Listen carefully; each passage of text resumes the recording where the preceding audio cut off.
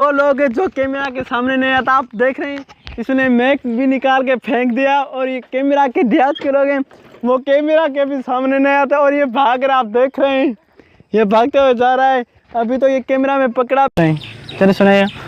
जीता था मैं जिसके लिए मैं मरता था, एक ऐसी लड़की ही थी जिसे मैं प्यार करता था। जीता था मैं जिसके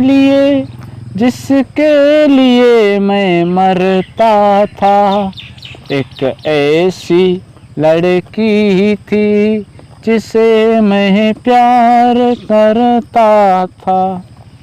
दोस्तों मिलेंगे एक नेक्स्ट वीडियो के साथ। आप हमारे चैनल को जरूर सब्सक्राइब और शेयर करें ताकि हमारे